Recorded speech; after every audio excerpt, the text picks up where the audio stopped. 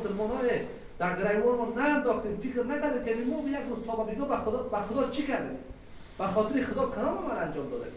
آن رو مثلا در 50 رسید، در 40 رسید، نمی‌میریم ما مثلا. همین موی سیاه به سفیدی تبدیل شد. آن جوانی که قوت داشتیم به ضعیفی تبدیل شد. در با اسلام چی خدمت کرده است؟ همین کار نبود.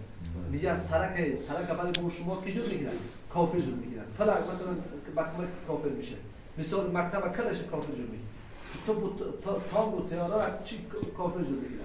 مسلمان هیچی در ساخته نیستن. فقط این غیبت کو بیزتی است کو به وکیل کو به وکیل از موش چی ساخته نیست. دید بعد به اسلام موش چی خدمت کرده. واسه بکنن باز ما میگیم از لاف از اسلام میده که ما مسلمان. لحاظا عقلی که برای ما داده این جان جور که الله برای شما دادگی سرسی محترم از ذره این نمتا به خدا ثواب میشه. این نفسی که راحت به شما میکشه، نفسی راحت میکشه. من میگم وکیل پارلمان بود در اروپا، چی معلش به داخل مسلمان بود، داخل یک شفاخانه بستر بود. هر لحظه از اون اکسیژن که میشد بدالت حساب شد، پیسه‌ش یک مابد که میبرد بدالت حساب میشد، پیسه اکسیژنش نفسش بر چی صاحبی چی میگن؟ اما دواخانه میگیره، دمو شفاخانه. از اکسیژن دهن چقدر دارش؟ اینقدر دارش. میگه گریان کرد، عشقی خدای رضا گفت که 65 ساله است.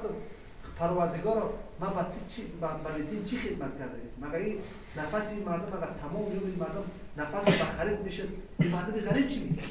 این مردم غمت دارم میتونی غریب خوش میکنه. ولی لحاظا حق لحظه مشکل نظر کنید. همین خوابی که میگه خب مزدور که شب میگه سر ما در بالش میمونه تا صبح که فکر رو من بجا است دیوانه نیستیم و خدای را خواست چند خانه سر منچپا نمیشه. این نمی بزرگترین نعمت پروردگار.